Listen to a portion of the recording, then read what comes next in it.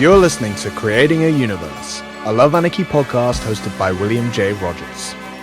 On this show, we follow the journey of creatives, artists, and entrepreneurs who are making a name for themselves in the ever-evolving landscape of today's industry. Featuring an insight into both Love Anarchy and the Lovaniverse music universe, as well as the individual projects and stories of each of our guests, from the music industry and beyond. So whether you're a budding creative or simply interested in what goes on behind the scenes, this is the podcast for you. Hello and welcome to Creating a Universe. I'm your host, William J. Rogers, and today I am here with YouTube music reviewer, Power Metal Ranger. How's it going, man? What's going on? I'm doing great. Thank you so much for having me on this prolific and prestigious podcast. I sure do appreciate it. It's an absolute pleasure, man. This one feels long overdue, man. I've been looking forward to this conversation for a good while. Yeah. And the table's somewhat turned for yourself. Obviously, you're quite used to being on the other side. I've only done two other podcasts so far, where I was the featured guest, and yeah, I'm getting a little bit more used to it. I think the first one, to be honest with you, I was quite nervous because I'm used to asking the questions and not the one being asked. So, in theory, it's easier being the guest because you know the answers, but I don't know. You're the one on the spot, not the other way around. So it's different dynamic. Yeah. I'm with you, man. I'm with you. I mean, even for me at this point, I feel more comfortable probably on asking the questions, So, right. Yeah, you and I are just, I guess, we're a bit more used to that. But for anybody else that might not know you yet, a good place to start would be, could you just give a bit of an overview as to who you are and what you do? Yeah, so essentially the YouTube channel is the main thing I do. I'm kind of on socials too, but YouTube is really where I create the content. And first and foremost, I do reaction videos to songs, to music videos, things like that. And I give my thoughts about it after the song briefly, just kind of an initial take. And that's first and foremost is my reaction videos. I try very hard to drop one a day, sometimes two in a day. If, I'll just kind of have like a double video. I used to actually do that every Tuesday, have two videos, but then it got to be a bit much. So I kind of stopped that, but still every now and then I'll do two on a Tuesday. Reaction videos, but then I also do album reviews. I do talks with bands and musicians. Those are really the three things that I do on my channel, but it's predominantly I focus on power metal, symphonic metal, and melodic rock. And of course, in this day and age, things aren't always so clear cut. So I'll also cover bands that are maybe on the fringes. There's power metal, but some other elements, or symphonic metal that might have a touch of black metal in there. But at the core, it's those three genres that I cover. And I like to focus on, just for folks to get a better idea, I like to focus on the bands that aren't always highlighted. Yes, I'll cover the big names as well, but I keep that a little bit more to a minimum. And I really pride myself on focusing on, I don't want to just say the underground bands, but just the bands that don't get that focus. Yeah, and I mean, we literally started this call just before recording by saying this, and we can say it again over, but there's so many good bands in that realm, right? It's incredible. And I mean, if anyone can go on your channel as a great reference, to see just how many incredible bands there are that you've never heard of.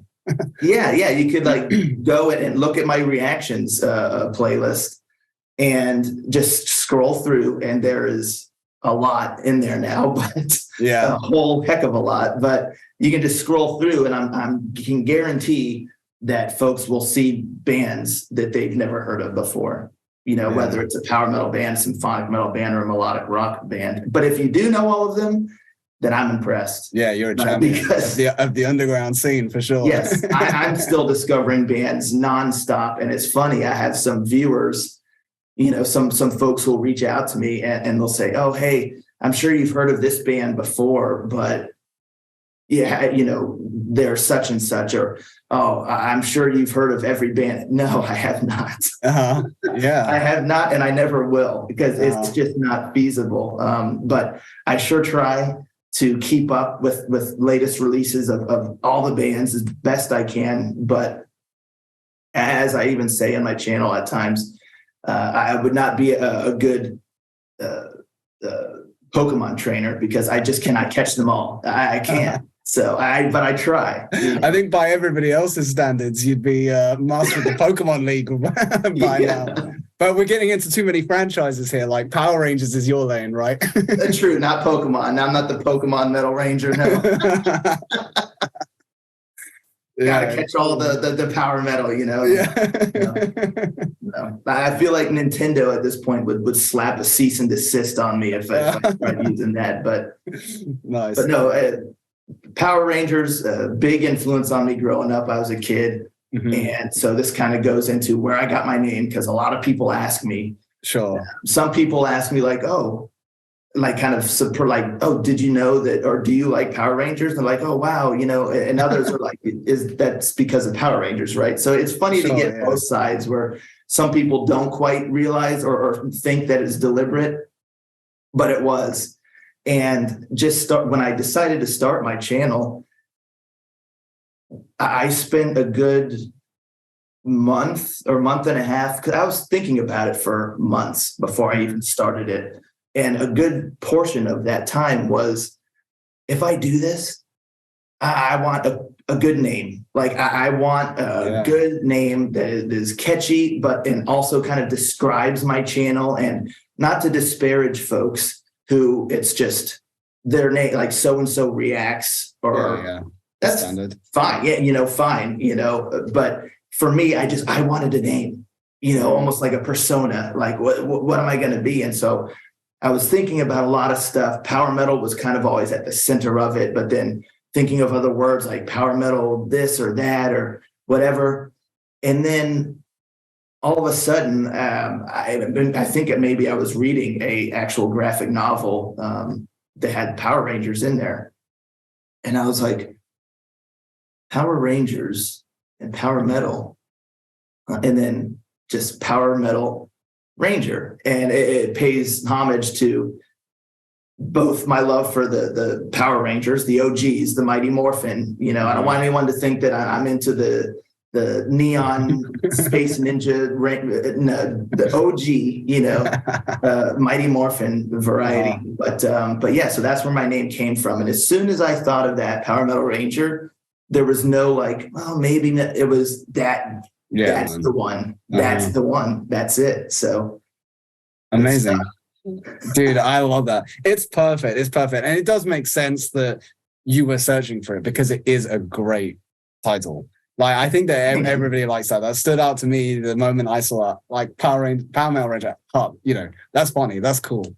Yeah. And that stuck out to me. I think it sticks out to a lot of people, and especially a lot of us, our generation. Man, I know for me, like when I was like a boy, like young boy growing up, like Power Rangers was massive. I was obsessed with Power Rangers, man. All the VHS cassettes, We're catching it in the mornings. On the television. Yeah. And so it's so cool. And I think that there certainly is a big crossover in popular culture with heavy metal music and stuff in general. And I would have thought that even the crowd of people that are into Power Rangers and perhaps nostalgic for that, I'd have thought, you might know better, but I'd have thought there's a pretty good crossover with the power metal audience and whatnot there. Yeah, absolutely. You make a good point. And I think a lot of folks, particularly, I think there's different groups. There's the groups of folks, and not to age anybody or anything like that, but there's the groups who are a little bit on the older side, middle age kind of range, where they grew up on like Iron Maiden. And when the power metal first started kind of breaking off from that heavy metal, when it started becoming more distinctive, that the power metal style. So you have those folks. And then I think the next group would be my group, where I was a kid, grew up in the very late 80s as a child. So pretty much the 90s was my actual growing up. And Power Rangers was such a big part of that. It was still airing on TV and all that kind of stuff. And I honestly actually didn't get into power metal until like the early 2000s. Mm-hmm. But there's definitely a crossover, because I think my age group, those who like power metal are also into a lot of the things I'm into or was into, Power Rangers, exactly. The retro video game scene, people that still have like the retro NES cartridges and stuff, like, nice. at their house, all that kind of stuff. And Teenage Mutant Ninja Turtles, like all these things that were huge, and they do mix very well. Even now that you mention it, it makes me think of it. I never really thought of it before, but even the Mighty Morphin Power Rangers theme song has a bit of power metal to it. It really does. Yeah. With that guitar riff and the and just even that has some power metal in there. And I've heard there's many great covers that bands do of it. They make it heavier or more power metal or this and that. But yeah, just thinking about it, I guess that planted in my early little mind a little seed of power metal, because that song was so sick. Why is it so sick? It's almost power metal. So yeah, it is, man. I actually love that, and it's a funny slight interjection, just because one time on one of the projects I was working on with Maria, my wife, with this project called Yarima that has some power metal adjacent stuff going on. Mm-hmm. And she wrote something one time. It's not one of the tracks that's released, but like the little hook of the song. I was listening it again and again, and I was like, I know this from somewhere, man. I know this. And then it hit me, and I was like, this is Power Rangers, man.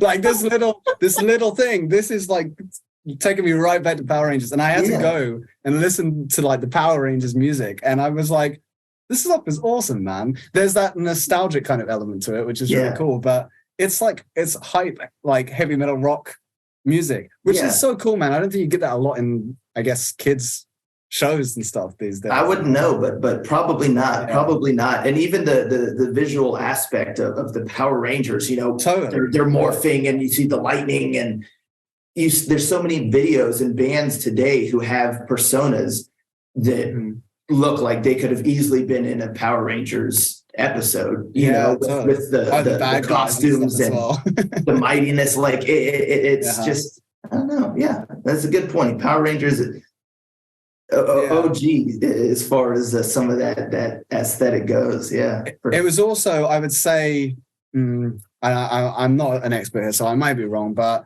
I would say that Power Rangers really represented kind of the beginning of almost like a Japanese takeover, in Western culture, because especially like I'm a little bit younger, and so I was super into Power Rangers as a kid, but then pretty much all the main toys and stuff I was into ended up being these big Japanese franchises, like the Pokemon, and then it was like Yu-Gi-Oh! And Beyblade and things like that. Beyblade, man. Yeah, rip, I loved all of that stuff, and it was all coming in from Japan. And I think that now you have this huge love for, I don't know, like anything Japanese and anime and all of this stuff is, again, as you say, kind of tied in perhaps to this similar ballpark of culture that crosses over games and media and music, so I think that the Power Rangers really brought in this Japanese kind of artistic approach,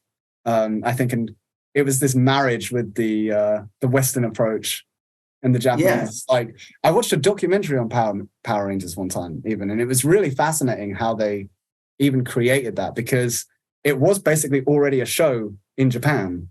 That they essentially like repurposed. They sort of like licensed material from and kind of repackaged it all for an American audience. But it was genius how they did it.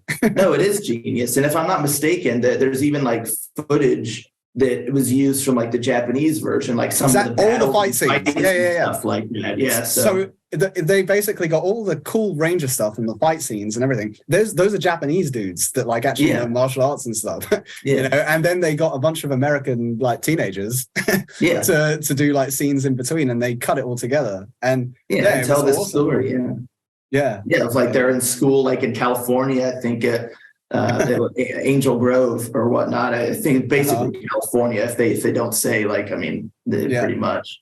Yeah, but yeah, you know, like you said, that it is fascinating. And then there's been lots of fun crossovers. Like, I don't know if you ever saw, it's completely different type of show, but MXC, Most Extreme Elimination Challenge. I'm not sure. It sounds possible. It's like a Japanese game show. Okay. Where people kind of have to run these gauntlets or these obstacles. And so they kind of, I forget what it's called in Japan, but they called it Most Extreme Elimination Challenge here. And they basically got American like voiceovers who just kind of narrate everything and kind of ad lib stuff. Cause you see like the people saying something in Japanese, but then you have like an English voice saying something that made it even more silly, like goofy. And it was huge. It was huge here. So it's just funny that crossover, like you said, and these are kind of like the beginnings of how you said kind of that takeover, because now you don't need to really make it fit the Western audience anymore. Like, you can just take what it is from the Japanese side of things and just we'll lap it up. Exactly. And just port it right over. You don't need to Americanize it or anything anymore. So it is fascinating. Yeah, that's cool, man. No, it's cool. That's a nice little rabbit hole. I want to pull it back. I want to pull it back slightly, just to keep talking about your channel a little bit. Just because you said you're doing a reaction every day, man. That's impressive. Like that's incredible. So reaction videos have obviously been something of a growing trend, I guess, in the last few years. I mean, now it kind of is beyond that. It's a very established thing. Yeah.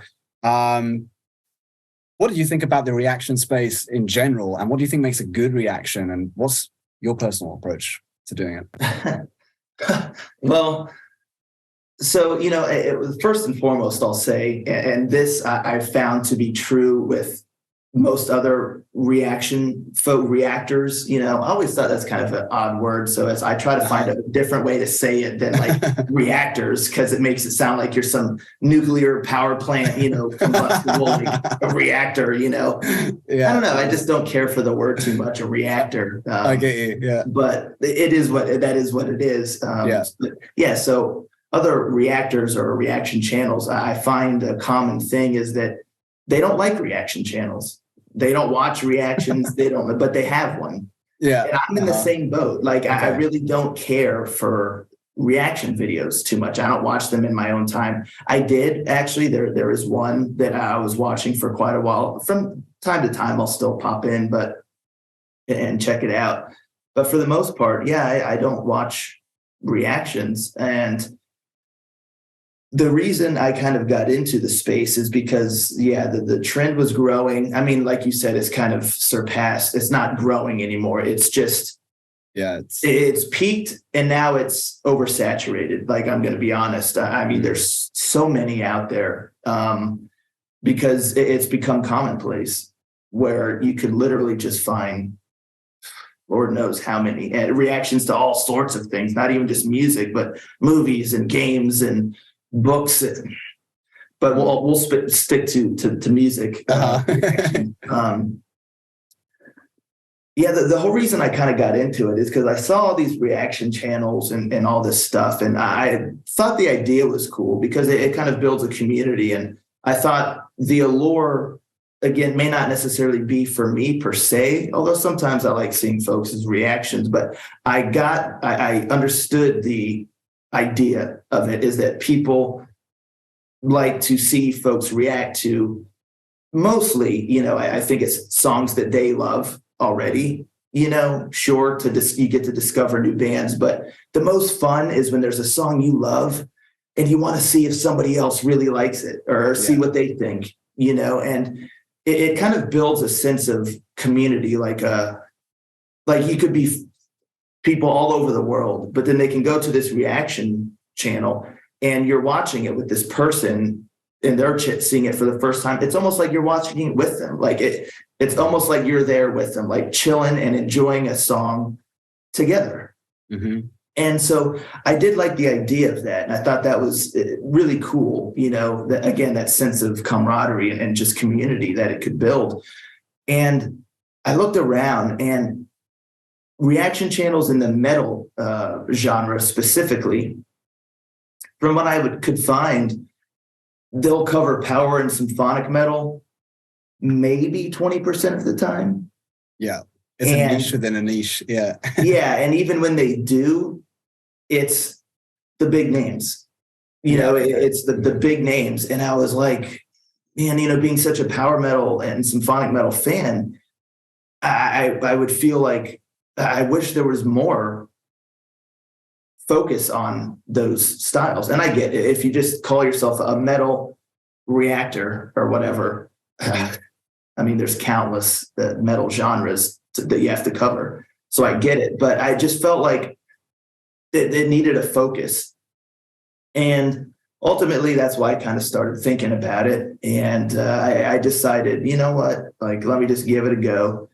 And my early videos are very rough, especially my first one. I literally just propped my phone up, you know, and I was sitting, I didn't have a cool backdrop, or I was just like, let me just do it, like with what I have at my disposal right now. And I reacted to a Beast in Black song because their first two albums are a couple of my favorite power metal albums of all time. And so they were preparing to release their third album. And so they were just dropping their new single. And I thought, well, now's as good a time as any because I love this band and this is, you know, whatever. So let me just set it up and do it. And that's kind of where that went from there. It was just because I wanted more focus on the styles that I liked and I couldn't find it. So I thought that, no, maybe I'll do it and highlight specifically the power and symphonic metal genres with melodic rock in there as well. And it kind of gone from there. So amazing. Oh, and that's right. You asked like three things, I think. So I stacked it a bit. Yeah. Yeah. So something else you said, I think, was, what do I think makes a good reaction channel, or what do I like or not like about it? You know, it's hard for me to say. Again, somebody who's not quite as knowledgeable or has watched a whole bunch of reaction channels and such. I do have some pet peeves. So I guess I'll say that first, because it's hard for me to say like what maybe I think makes a good reaction channel. But just, I guess, having a good just persona, you know, that helps, trying to anyhow, and just enjoying the song and honesty. You know, I think honesty is, I pride myself on always being honest and not pandering to the big song.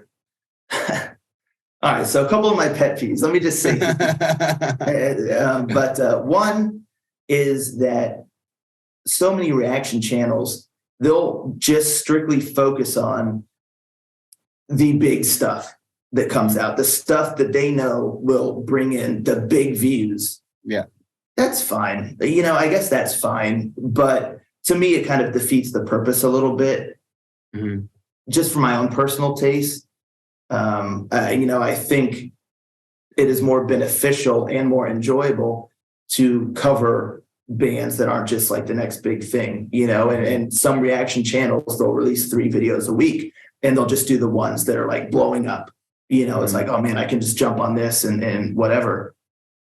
Or one thing I always find funny too is the reaction channels I'll see pop up, and it's like, oh, so and so listens to Metallica for the first time, and you see their thumbnail like mind blown, and I'm like, first of all, that's a flat out lie. Like there's certain bands that it's impossible for that to be your first listen. Like, let's be honest, you go in the supermarket or in a movie, or you're going to hear Metallica. It's as simple as that, you know. Very household. Yeah. I don't know, but it kind of like irks me a little bit. It's like, get out of here. Like, I can't believe this their first time listening, but they'll post these videos and have these crazy thumbnails of them looking like they're, somebody needs to call the ambulance because they're having a seizure. And it's clickbait, I guess that's one thing I don't like is clickbait. And another thing that's a pet peeve of mine for a reaction channel are the ones where they'll stop the song. Every 20 seconds or whatever. Yeah. So what they're doing here is whatever, and then they'll play it and then they'll stop it. That's a cardinal sin as far as I'm concerned. You start a song, you let it play. That's it. To me, that's just heinous. Like, you do not stop the song. It's one thing if you play the song all the way through. Yeah, and then say, okay, and then say, all right, folks, let's go in for a deeper breakdown. Yeah. But when the first time through, like, you're not listening to the song, and to me, the reaction is you listen to the song and then you try to take it in and you give your reaction. That's a first time listen. That's a first time reaction. So I guess just being genuine, not just focusing on the things that will just bring in lots and lots of views, because I feel like that's a little more self-serving.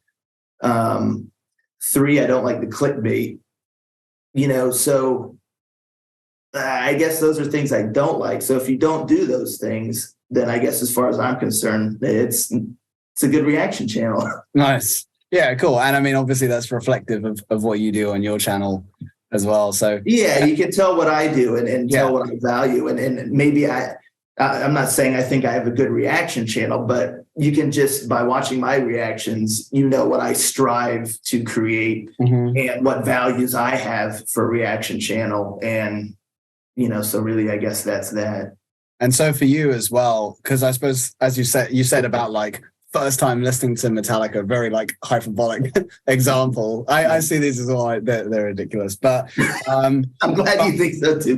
I sit there and I shake my head. I'm like, we all see the cringy thumbnails across all of YouTube and everything else. Like as you say, it's clickbait. It's a huge part of the culture we're in right now. And I understand why people do that. When you're looking at all the analytics and you're really trying to push them up, and you're like, well, if I just kind of do that, then I'm going to get the more views, and then you'll constantly weighing things up. That's for each individual, I guess, to gauge for themselves. But as you say, there's almost a bit of a sellout component to it. I mean, I guess though, I was just thinking, I guess though, at the end of the day, it's entertainment.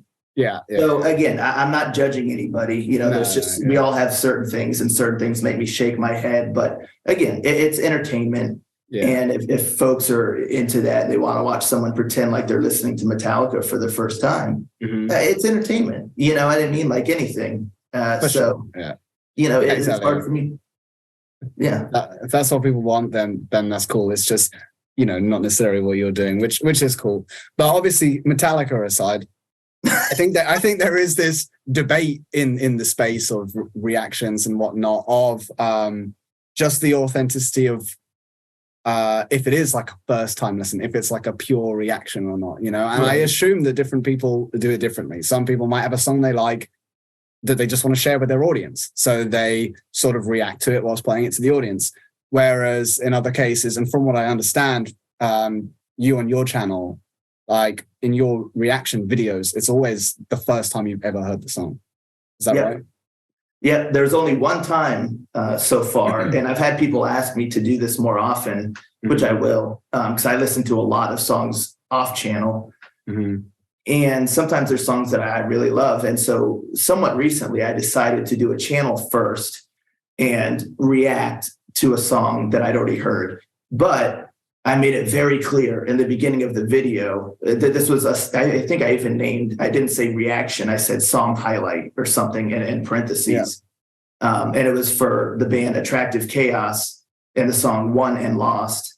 I heard this song off channel and I was replaying it over and over and over. And I just thought it was so awesome. And, sometimes you'll hear a song and I'll be like, I wish I had done a reaction to this, but then I move on. But this time it inspired me to do a song highlight and just show the song and me just jamming along with it. But I just wanted to showcase it. But again, I labeled it a song highlight at the beginning of the video. I told everyone, look, not only have I heard this song before, I've heard it like 30 times. Played it over and over and over again.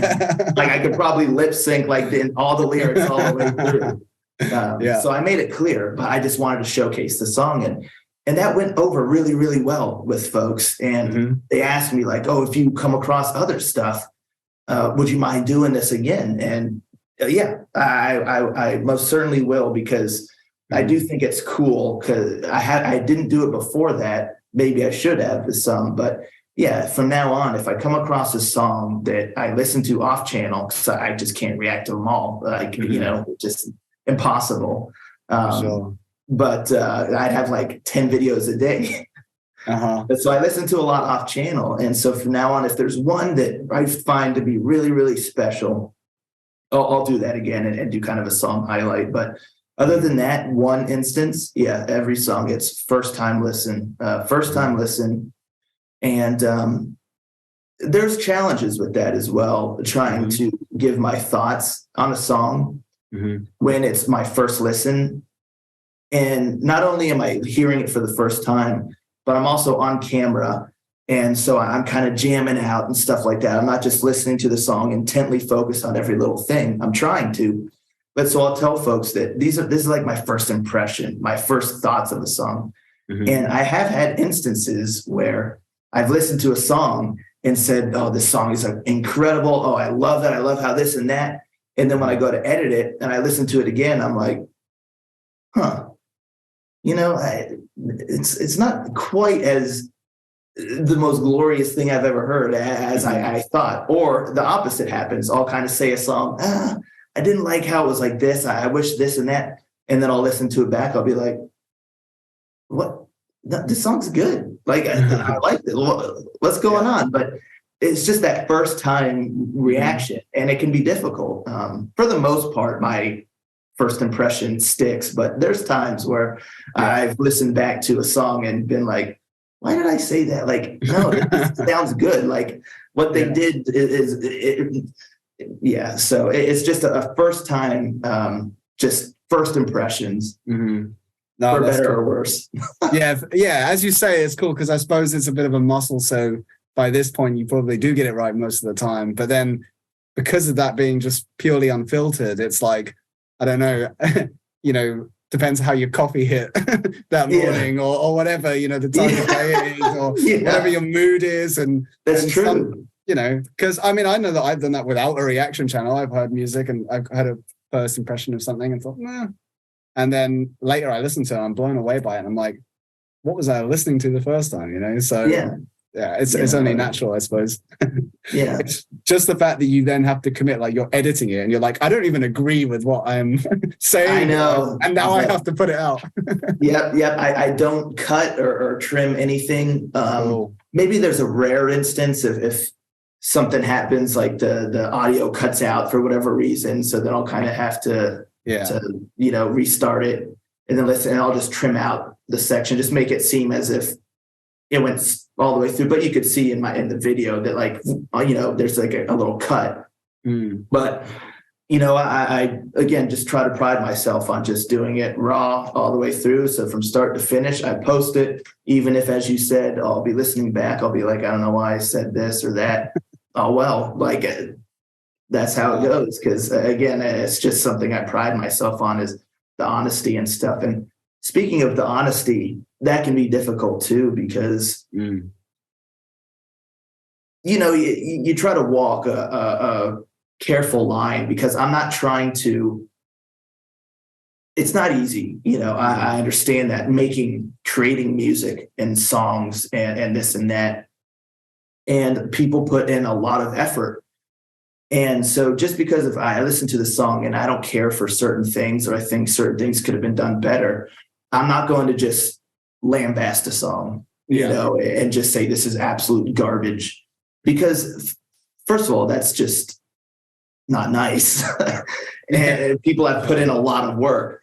And second of all, like these are my opinions here, so I always make sure to be courteous and just say, I don't really didn't land for whatever reason. Perhaps they could have added a little bit of this or that. And, there's a certain tact that you can have, when you're talking about this, because that's another thing I've seen on some reaction channels where they'll just say like it's absolute garbage, a song. And I'm just like, that's just, there's no reason for that, to say it's garbage. Like, sure, you might think so, which is fine because everyone has different opinions. And yes, there's songs that everybody, someone might think is garbage, but it just doesn't suit your taste. But so it serves no purpose to just say it's garbage. And so that's why I also try to give my thoughts on a song, because I think there is value in that. Again, whether someone takes my word or my opinion for any worth at all, I still find that there's value in just feedback in any capacity. And when you just say a song is garbage, or let's go to the other side of things where the reaction channels just focus on the big bands and the big names, the big things.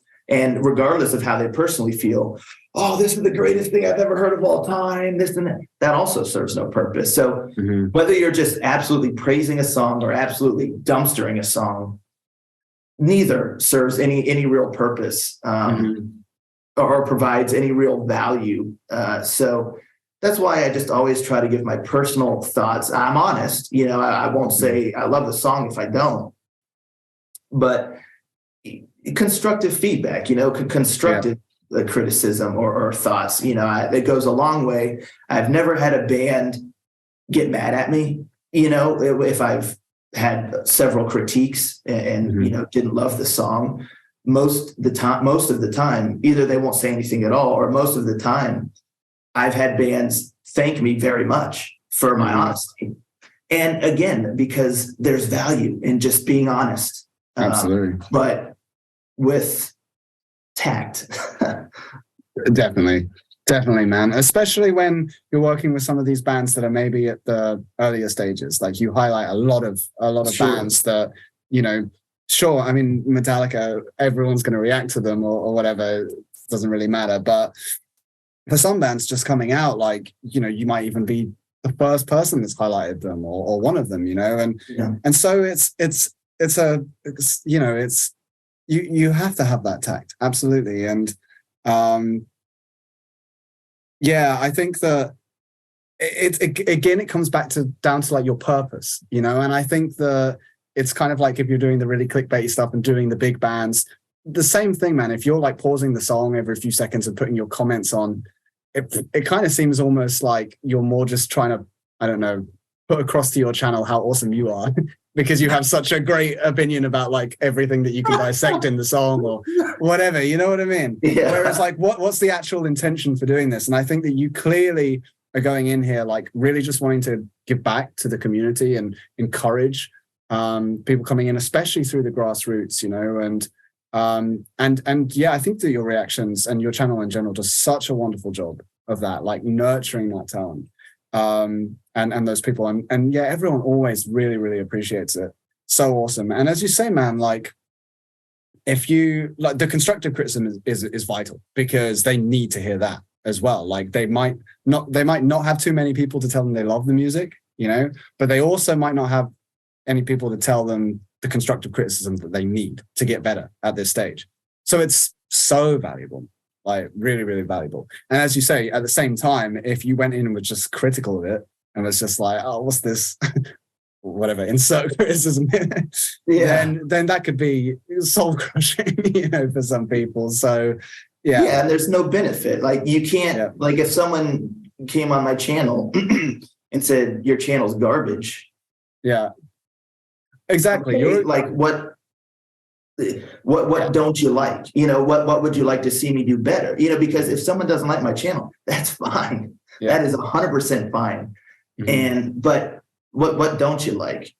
Because it's so beneficial. Even if something's negative, it's so beneficial to at least hear what somebody doesn't like. But when you just dislike a video or just say your reaction channel sucks. Okay. Yeah. Exactly. I mean, what do I do with that? that's just trolling, isn't it? So you can call yourself a channel or whatever, but then you're just a glorified troll if that's what you're effectively doing. Fair enough. You're like, this sucks. But yeah, it just serves no purpose. Yeah. Mm-hmm. Yeah. But I think again, there is that thing of critics, right? And as well, like outrage. It kind of goes into the clickbait category, doesn't it? It's like if it's really outrage, oh, this is terrible, then it's so emotionally charged that maybe that will get more engagement and things like that. Yeah, worst song I ever heard, and you see, you know what I mean? Like it's like get out of here.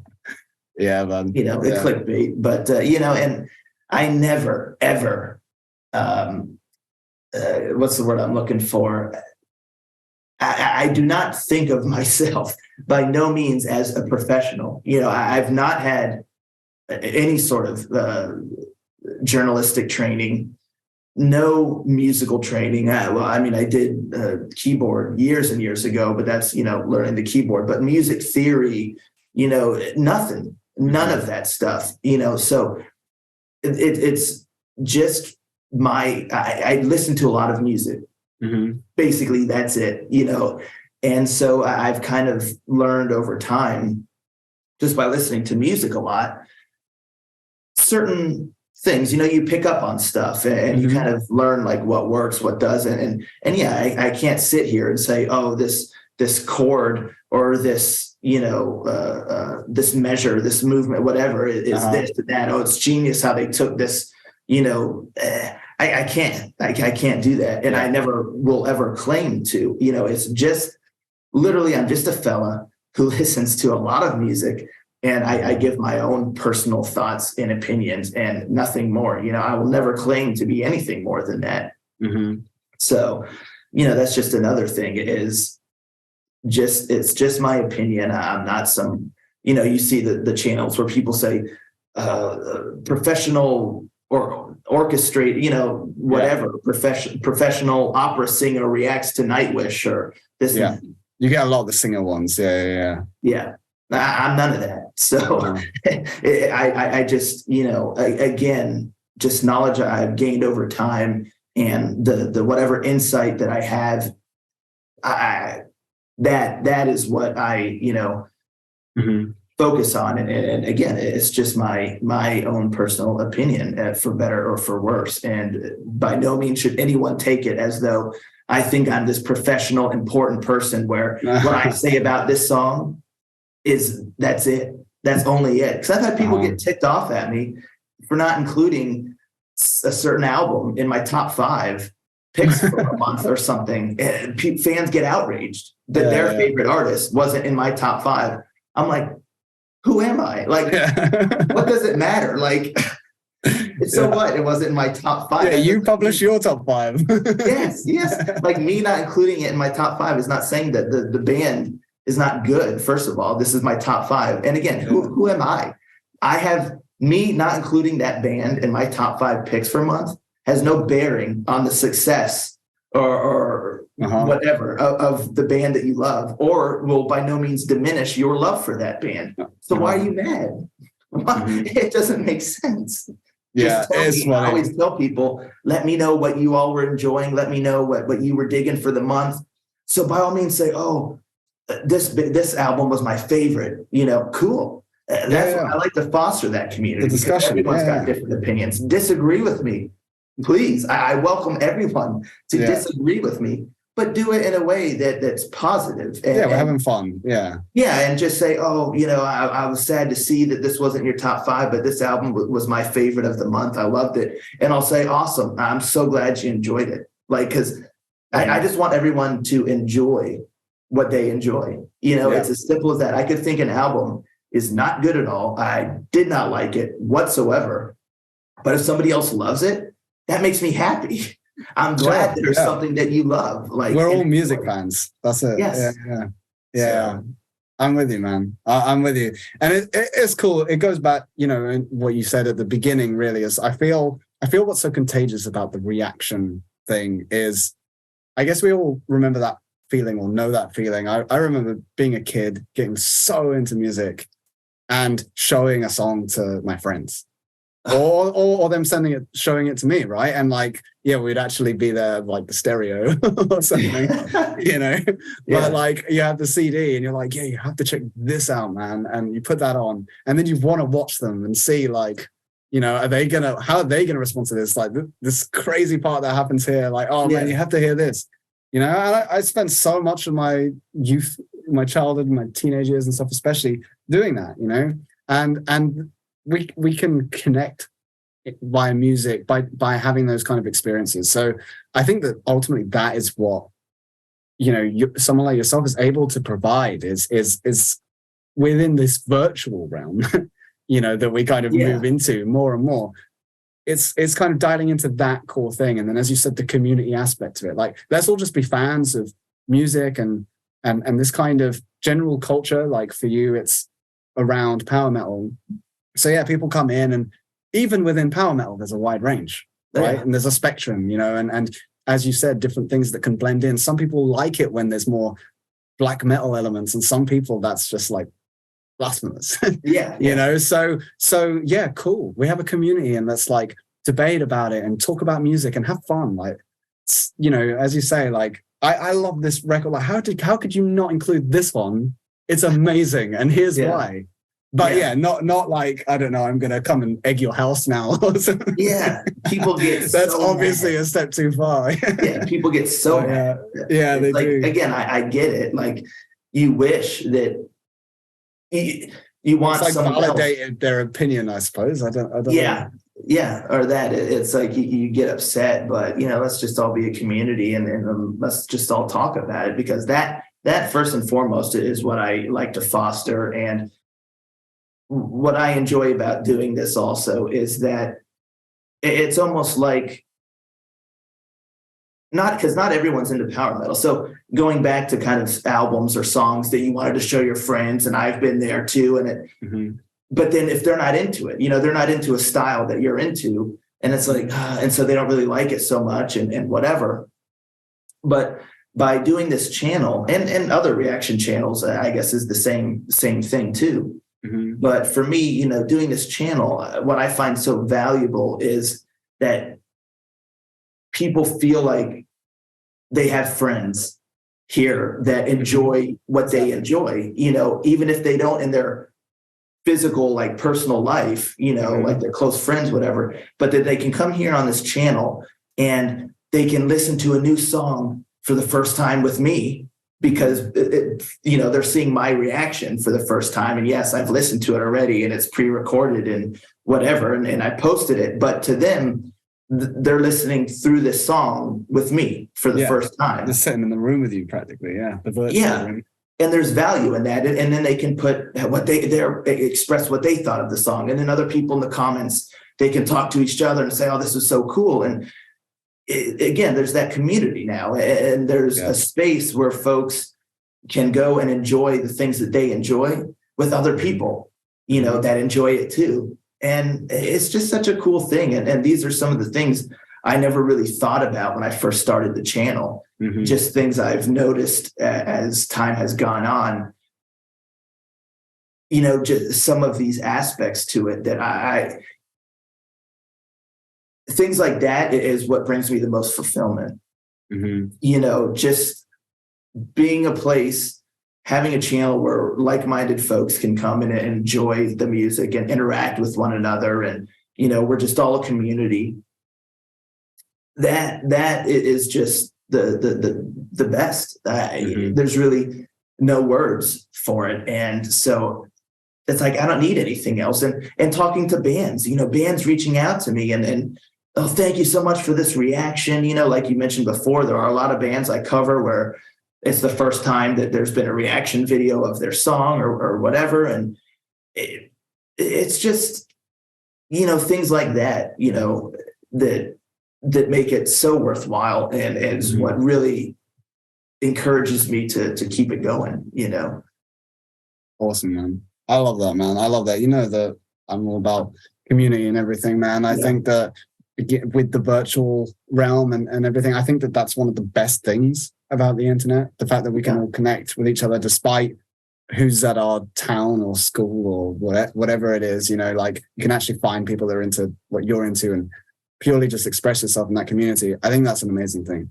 And I think that the more virtual we get, the more essential that aspect of it is, because we become more disconnected in many ways throughout life. And I think that, and the way that I see it is, this is the path for us. If we're going to go more virtual and more disconnected from the natural world, we need community, So yeah, really cool, man. I absolutely love that. Talking of which, you said about speaking with bands and such. So reactions is, I guess, like the bread and butter of your channel, right? But at what point did you start actually like speaking to the bands? Because for anybody that hasn't quite gauged, like you do a very similar thing to what I do here on this show, which is like a podcast interview type thing. Again, it's really cool what you do, because it is also quite conversational. Like I think we have a similar approach where it's not just typical interview questions. Yeah. So I love the style that you have. Like, at what point did that come into it? At what point did you start thinking that's what you're going to do? And then I guess in a similar vein to speaking about reactions, what role does that play in your channel, and what would your approach be to doing that? It actually came about because I started my channel in September of 2021. So it's still in its infancy, like, to be honest, like less than 2 years. You've done a lot of videos considering, right? Yeah, it feels like I've been doing it for a very long time. I guess it's because of all the videos and all that. In watch time, it's got to be quite significant. It's wild. But I started in September of 2021. And as I went, I already started getting that interaction with bands and band members and stuff like that, which was really kind of blowing my mind. And even just in that short, like 4 months or whatever, 5 months, I guess, because in January of 2022, I released my best of like annual video for 2021, which that was a chore and a half, I have to tell you, because since I started my channel in September, but I'm kind of like OCD. So I was like, I want to do a best of annual video the whole year, but I can't do that unless. So I went back and I started looking and writing down every album that I would want to listen to that came out starting from January up through to when I started doing my channel. And I just listened nonstop, listening to albums, so that I could actually do a best of annual. And that was brutal, man. Yeah, if I'm gonna do it, I'm gonna do it right. Yeah, wow. That's some dedication. I can imagine as well. You want to be fair, man, and you want to like give a chance to a lot of albums. So I bet that's an intense list. You've actually remind me after this, because you've brought up another huge, probably my biggest pet peeve. As far as reviewers and reaction and all that stuff goes. So remind me about that.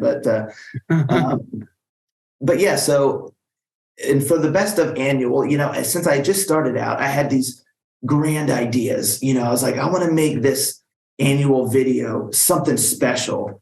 And now I was like, now that I've been talking to certain bands and stuff like that, I was like, maybe I could do a video where, as I'm listing my top 20 favorite albums or whatever of the year, I can intersperse that with bands, like little 5-minute snippets of bands talking, like saying, hey, everybody, this is such and such, we've been working on this album or whatever, like videos that they would make just for me. So I spoke to a handful of bands. And I had several that agreed to do it. And they sent me little clips strictly for my video, in which I interspersed in there. And that was so cool. So cool. And that is kind of what gave me the idea to, like, maybe I should do chats like with these bands rather than them just sending me like a 5-minute clip that I put in my annual video. And that is kind of where I got the idea. And shortly thereafter, it was probably in February or March, one of the folks that provided me a little video for my video, I decided to have a chat with him. And it just kind of went from there. I was like, this is kind of cool, because the more interaction I'm having with these bands, it would be neat if I just talked to them, like in an interview. And it just kind of grew from there. So that's really just kind of the origin, is because I thought it would be neat to have these bands make little videos for my annual video, to make it this big thing like the Oscars or something, where you have like little extra things throughout, Nice. And people really took to it. They thought it was so cool seeing these bands throughout, like saying stuff, and the fact that I was able to get bands to do it, that was mind blowing to me too. But so that is what really gave me that initial idea to start talking with bands. And so, yeah, it's just kind of grown from there. And it was a little rough at first, because I was not used to doing anything like that. Again, I have no training in journalism or anything like that. So it was kind of just chatting. But fortunately, the first person I chatted with was one of the earliest people that I kind of befriended in the music industry. And he's a very good friend of mine now to this day. Actually, it's Stefan Lipp, former lead vocalist and songwriter of Second Reign. And now he's got his own solo project, Extraordinaire. But yeah, he's a good friend of mine now. There's multiple folks that I would consider to be good friends, but luckily he was the first one because he's such a cool guy. And so it's kind of easy to talk to him. We talked before a little bit. So that helped. And then I just kind of went from there. And that's just really how that idea, was formed. Mm-hmm. Cool. That's really cool, man. How many of them do you reckon you've done, or is there a particular kind of schedule to that? You've done quite a few, right? I've done a lot. Yeah, I've done a lot. I'm not sure quite how many exactly, mm-hmm. but I would say ballpark, like maybe 50, mm-hmm. maybe. No, there's no. If you're releasing reactions every day, would you say that you release like Ranger talks like every week or something?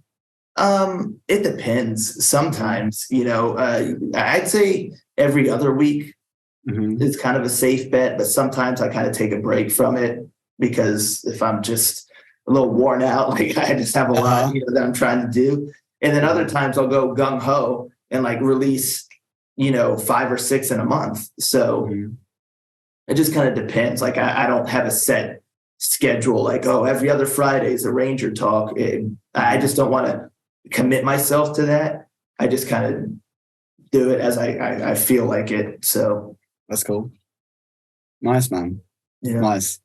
And your approach, like I suppose said it for you, but like you have quite an open conversational approach, right? Away from the typical journalist style. And as you say, like obviously you've come into this in a way, it's just really cool how you come into this. Like you're just a music fan, and you're not trying to pretend to be anything else, as you said earlier. And so you're just passionate about music. You listen to a lot of music. You want to share it with people, and now you get to talk to the artists, and you're just like you just get to ask them what you want, but you get to know them like as a person as well, right? And that's a very cool approach, I think you have. Yeah, that's what I think is the coolest, is because I just approach it in the way that I would like to see it if I were to be watching an interview with a band or something. Because really, that's the only way that we can do it. If we're going to be true to ourselves, we can only just act in a way or do things in a format that we would want or we would like. You know what I mean? I guess that's the most genuine that we can really be. Mm-hmm. And not try to be somebody else, mm-hmm. or cater to somebody else. But so yeah, I just always approached it. And again, maybe this is because I don't have a background in journalism or anything like that. But I just always find it more fascinating to actually get to know the people, mm-hmm. in the band and behind the band. And yes, there's always going to be like the main big questions that I want to ask. The first time I chat with anybody, my first question is usually always, how did the band first get together? You know, how did you all unite with the same vision? Like, you know, I mean, there's certain main questions that you want to ask, you know, like how did you develop your style, this and that. But I also want to provide an environment where just free chat can come up. And that is really how you get to know somebody. You know, now when you're asking these questions that they're probably asked all the time when they do interviews, and they're probably tired of saying it, but yeah, it just very regimented, you know, because you don't, that's just the surface, you know, that's just like the band, I would say, you know, but allowing the freedom to just kind of talk about other things or learn about their interests even beyond the music, and that sometimes you can get some insight even into some of their inspirations you wouldn't have thought of by knowing other things that they're into, you know, or enjoy, or just their approach to things, and just having that freedom of just open conversation. Again, that is really how you get to know somebody beyond just the band. And I find that to be very valuable for folks, because it's cool. It's cool to actually get to know the people, you know, not just like, again, in a lot of interviews, it's just these very regimented questions. And it's just, yes, you get answers to like some things that maybe you're curious about, but you don't really get to know the people, you know, and that is, to me, the most fascinating aspect, because in knowing the people, that gives you an even greater understanding to the music and what they've created than just them telling you, oh, you know, we created this song because this and this and that, which is cool. Yeah. But you get even more out of it when you know the people, you know, and you learn more about them. And that is what's really, really cool. Like they're people. It's not just the band. You know, it's the people. There's people behind it. People just like you and I, and it's just cool to learn about them. Totally, man. Like what makes them tick? I think it connects to the same thing of like, if people watching you react to stuff on your channel is like you're their friend that they get to share music with, then you know, doing these conversations with an artist is like, it feels like you're having that conversation with that artist. You know, it seems like you're just on a level. It's not somebody that's like behind the veil, you know, it's actually just another human being that you're kind of sitting next to, and there's a conversation going on. We're just chatting as people. And and then people can relate to that too, and then relate to the band, and then maybe even form a deeper connection to this band that they really like. Totally. Because now they're like, oh man, these people, they're even into this or that, or they're like that, or oh wow, I get them now, or you know, oh man, that's how I think too, or there's just more, you know, that you can gain from something like that. I feel like I'm with you, and I think that you probably agree that like my favorite thing about doing this podcast is like just having the conversations. Like really, I just think that's really cool, because then I get to have conversations that I really enjoy and connect with these individuals. And if people like watch it and stuff after, it's almost like a bonus, you know? And I think that if I was just reading like predetermined interview questions that were like the same stuff that the PR team or whatever are just churning again and again and again, I don't think I would feel that way about it, man. I think it would be kind of a chore. And I'd feel like it's kind of a chore for them as well. Yeah. You know, when you speak to the people that do this more often, right? Which, and I mean, you've spoken to quite a few people who are actually very established in the industry. And I've noticed that, like, if it's a band's like first time, or like one of the, you know, they don't do a lot of interviews and stuff, then it tends to actually be quite good to talk a lot about their project. They want an opportunity to talk about it. But I actually noticed that when I speak to people who do this more often, you know, if you ask, like, they get into like the routine of the stuff that they've said a million times before, you know, and you see that like this isn't fun for them on this trajectory. Like, we need to throw a curveball now and like talk about something else, man, because you're right. It's like almost like their face goes blank, and it's like, well, we did this and we did that. Yeah, the bio, they're just trying to recite it. Yeah. I like it when I'm talking with a band and they're not just kind of there, just doing the thing, but you can tell everyone's kind of relaxed a little bit, and we're laughing, like we're talking. And I love that. You know, I love like it when they're smiling, when they're laughing. because again, they could be faking it, of course, but to me, I can't be inside their mind. Yeah, but to me, it shows that they're actually enjoying themselves to some capacity. And it's not just like, okay, we got to knock out another interview here. It's like, oh no, they feel more casual and more like they're just having a conversation, and they feel free to laugh and say something that, maybe they wouldn't on just a regimented thing. And I think that's cool, because to put myself into their position, like, if I was doing interviews all of the time, you would, of course, know that you're having to say a lot of the same things over again. Promote the album. There's always going to be some main things. But then I just imagine if it was always that, and I had no freedom to just kind of talk. Oh, how dull, man. Yeah, totally. Exactly, man. Like, how dull. But you have to do it for the exposure to get in this magazine or to get on this and that. So you know that there's still value in it because the exposure. But, oh, man, how dull. Man, it's brutal. Like, I've heard stuff before from big acts, the big mainstream artists, man, where they're doing press circuits, man. Like, it's brutal. It sounds like really, really brutal work when they're like, they're on tour, they got an album cycle or whatever, they hit the new town, and then in their hotel room they have like 8 hours solidly booked of like back-to-back interviews, and it's like 10-minute 15-minute slots, one after the other, like short break for like lunch or whatever, straight back into it, answering the same questions all day, and then and the next day they go to a new city, they go to another country where they have journalists with like broken language communication and all that, the same thing. And they get like the same questions but potentially more difficult or invasive or whatever, and you have to just take that all day. That's a brutal job, man. There is nothing glamorous about that at all. No, and we don't really see that side of things, No. We'll just see the interview in the magazine and be like, oh, cool, but like those big acts are just like, especially traditionally, maybe it's hopefully a little different now with the internet and stuff, but especially that traditional media route for big stars, like that's cool, man. And like you said, like just 15-minute slots too, like you can't have a conversation. That's no time. That's no time. That's why, but I guess that brings up another point that I'm not interviewing you, but I hope you don't mind if I kind of ask your. All right, it's a discussion as we're talking about.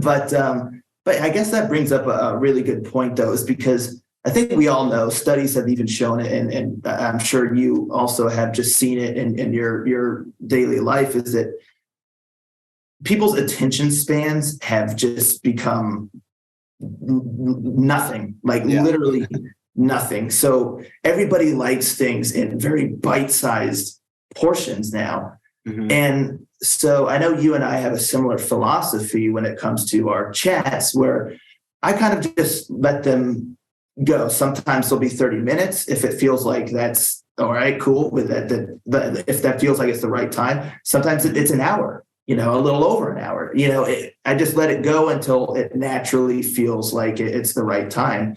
But, sometimes people aren't willing to sit there for an hour, and watch like an interview or something like that. Maybe they like the little 15-minute snippets. So what are your thoughts on that? Because, it's kind of a dual-edged sword where it's like you like to foster the conversation and such, but do you feel like by doing so, you're kind of eliminating like a good portion of a potential audience because the video isn't 15 minutes long? Yeah, that's a great question, man. I think that people like you and I, we have to weigh this up. I'm sure that you weighed it up too. I definitely did at the start. The first when I was planning to do this, and then the first few, I was really almost like stressing about the time. Like, it needs to be like this, and I definitely rationally thought that they needed to be shorter. Like, I was thinking nobody's going to listen beyond an hour, especially man, for me, right now, starting this new thing, I'm nobody. This is nothing. You know what I mean? Who's going to want to listen to this for over an hour? Especially coming at it from the perspective of like making music. Like you work so hard to get somebody to listen to like 5 minutes. You know? Right. Like why would that's hard enough. Yeah. listen to this 5 minutes, let alone like they're going to listen to me for a whole hour? So I remember thinking, do they have to be under an hour? And the first one I ever did was just like a solo one. I just did like a monologue thing, which was an interesting experience. But that one I managed to keep under an hour because, you know, I suppose it's a strange thing to do, as it were, anyway. But then literally like the second one, I think, as soon as I like had a conversation with somebody and I was like, okay, but I have to just try and contain this. And it was like an hour and a half. And I was like, I can't do this. Like, this is too long. This is too whatever. And then I was like, okay, they definitely have to be short. And then, man, after a while, I just thought like, yeah, I just thought I need to do what just feels right, man. You know, and I think that there's pros and cons no matter what. And man, I have a lot of respect for people that can do like really, really good, like 30-minute podcasts or whatever it is that they're doing. But let's say podcasts. I have a lot of respect for that, man. And there's a lot of podcasts and things that I enjoy that are like that. And they're short form, and it just like the host is just so organized and keeps it on track really well. And, you know, or maybe it's well edited as well. And true. Awesome. You know, awesome. And I like that. As a consumer, I enjoy some like that. But man, as a consumer, I also enjoy long form. And, you know, most of the biggest podcasts in the world are long form. You know, like, again, we can't necessarily compare ourselves to the biggest people in the world, but like, you know, Joe Rogan is like pretty much the king of podcasts, right? And he just does what he wants, man. Sometimes it goes on for like 4 hours. Right. You know, and whatever. I think that, again, it's just what I came to realize is like, I actually just really like having a conversation, exactly as you said, that feels natural.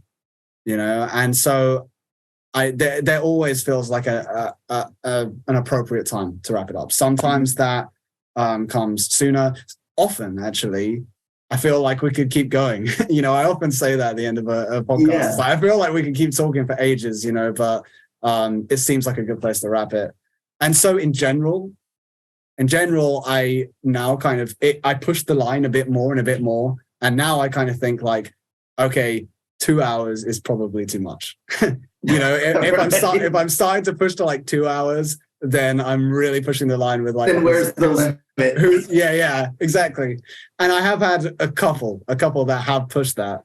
In general, I keep it below, but it does tend to be over an hour. And I just think, do I lose listeners from that? Yeah, probably. Probably a lot of people listen and don't get all the way through it. Probably. Yeah. But that's why I do all the clips as well. I do. So I guess I like that. Yeah. That's the best of both worlds aspect, I think, because I've got like the long form episode where I actually just got like, that's a real conversation. And if you want to just like relive that conversation with us in a way and feel like you got to sit down with that person and talk about life and whatever, you know? Yeah. Then you can sit through that. And I think that actually, funnily enough, even though consumption has got so small, podcasts have grown in popularity so much. I think because of this aspect of people appreciate the authenticity, like they prefer to feel like it's a real conversation. And I think that it's started to become a thing that people can fit in to sort of listen to, you know, maybe in the background or just at least like, you know, when you're driving or on the go. Yeah, exactly. On the go and things like that. And so I think it has kind of opened up a category for people, but then I also just like will take some highlights and post them as reels. So you kind of have that short bite clip. Yeah, I love that, man. That's genius how you do that. I just want to say, thanks, man. I know that takes a lot of extra. It's just more editing. Yeah, that's what it is. But it's such a brilliant way of like you said, kind of trying to get the best of both worlds with that. You know, where folks can do the long form or just check out the snippets that you post. And it's just so brilliant. It's so brilliant how you've put that together. So Oh, thank you, man. Thank you. I mean, obviously, the focus is on you, and I think it's I think it's brilliant how you do it, man. And I mean, what do you think? I get the impression you kind of echo a similar sort of sentiment. Yeah, exactly. I 100% agree, and not to just retread, everything you said, because I agree wholeheartedly with your view, and especially just on the idea of just doing what you feel is right. Mm-hmm. And not worrying about if we're going to lose viewers or not, because truthfully, we know we will. And like you said, truthfully, we know that some will listen for 10 minutes and then stop. But still, there's still value in that. And even tuning in for 5 minutes, as much as somebody wants to or doesn't want to. And yeah, some people may ignore it entirely. If they look at it, it's like, an hour, like, I don't have time for that. Mm-hmm. But again, I guess a good thing too about like the whole podcast thing, because how you mentioned, and you're right, how podcasts have really grown, and it's fascinating. And I guess the cool thing about that is it's something that folks can, again, how we talked about, can listen to on the go. You don't have to be watching something. It's not like a television show where you need to see the action and stuff. Yeah, it's cool to see the people talking, but mm-hmm. you can also just enjoy it by listening, and people love listening to podcasts and learning stuff about what they enjoy, or whatnot.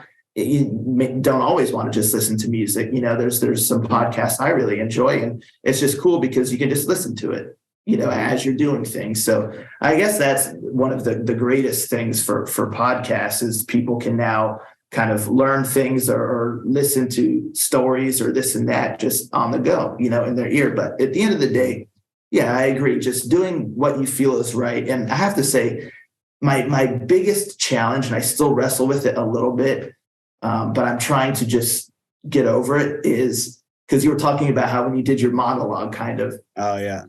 So that made me think of my album reviews, because that's me monologuing. Right. It's just me. Granted, the reactions kind of too, but we listen to the music and whatever. But the album review is literally me sitting there talking about the album. And, sometimes I have them pushing 20 minutes, sometimes a little over 20 minutes. And I'm like, good grief, like who is going to want to sit there and listen to me talk about this album for half of the album's length? Like they could have listened to half of the album in the amount of time they've listened to me talk about it, unless the album's not out yet or whatnot. But I'm like, who wants to sit there and listen to it? And so I've tried to be like, okay, I need to make sure it's like under 15 minutes. Like, let me shoot for like 12 minutes or something. And, but I kept struggling with it. I kept hitting like 15 minutes, in that ballpark. And so eventually I kind of came to that conclusion of how we talked about just doing what you feel is right. And I could write a script and try to make it very concise, but again, I just feel like there's something genuine in me just sitting there and just giving my thoughts without just writing this really professional script that's going to make the video 8 minutes long and just really boom, boom, boom. Yeah, but take the life out of it.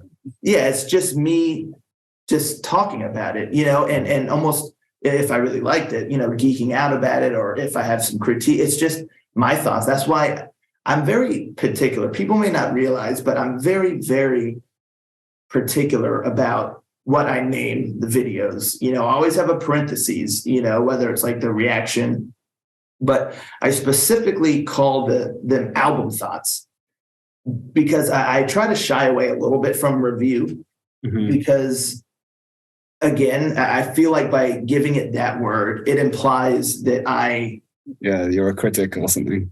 Exactly. So I specifically call them album thoughts, because it's my thoughts.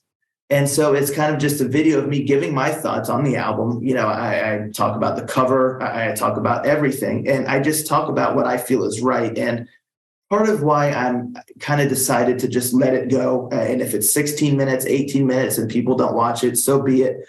But And because I started thinking, like, I'm talking for like a third of the album, like people could have listened to a third or half of the album in the amount of time it took them to just listen to me talk about it. But then I'm like, but the album at the end of the day isn't just 45 minutes or 50 minutes. It's a year or 2 years, you know, because all the effort that the band has put into this album, you know, it's not just summed up by the length of the album itself. And so by me talking for 20 minutes, it just feels like I owe it, or not owe it, that's not the right word, but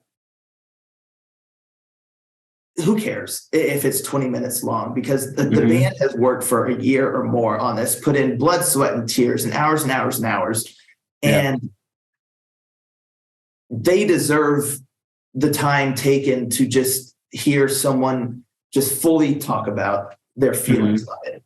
And so that's kind of where I've fallen as far as the album thoughts go, is I just talk about it until I feel it's right. And if people don't want to sit there for 18 minutes and listen to me talk about an album, then so be it. Yeah. But I also feel like if the band decides to check it out, then I just want to fully give my thoughts on it, and not just like a paragraph in a magazine review of it, which is nice and all that stuff. But again, you know, the band cannot be, the album is not summed up in just the album length. You know, there's so much more into that. So me just giving my full thoughts on it, even if it's like 20 minutes long, I feel like not only does the band deserve that, but I guess I owe it to myself to give my full thoughts and not feel like I'm restraining myself, you know, by trying to make it 8 minutes, 10 minutes. It's just going to be what it is. And if people enjoy it, then they do. If people don't want to check it out because it's too long for them, then so be it. But it's what feels right to me. And I've had bands reach out to me and really appreciate the depth that I go into on the album, because I do things from the perspective of, if I was on the other end, what would I like? You know, what would I think is cool? And if I put together an album and someone talked about it for 20 minutes, kind of going into a little bit of the nitty gritty and stuff, I'd be like, man, this is cool. Like, getting to listen to that kind of feedback, as opposed to just, you know, a few paragraphs that just kind of hit the major points, which is nice too. And that's also great. Sure, yeah. But you know, that's kind of just where I landed, where it feels right to me.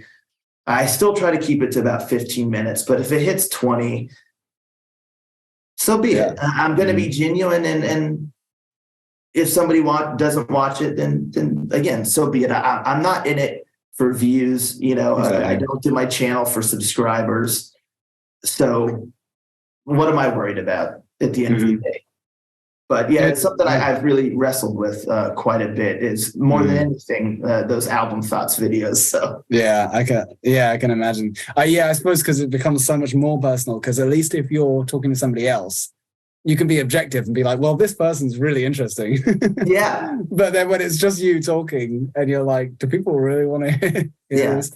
But dude, I think you're doing the right thing, man. And I think that, for me, it actually really echoes the sentiment that is a regular topic with musicians and artists. So you've probably also picked this one up, is that there's a kind of almost like a debate or something people weigh up about whether they should make their music or their art a certain way, you know, because maybe that's going to fit the mold better, or whatever it is. Maybe it has some sort of intention that can then help them with their career in some way, or whatever it is.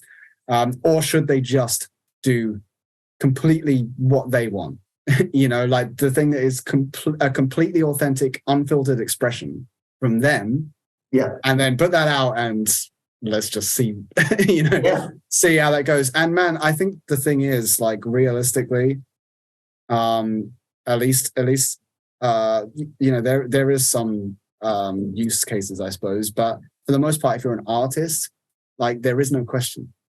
You know, like you have to just do what's authentic to you. And it doesn't matter if that's something that's pre-qualified to get more views or listens or whatever.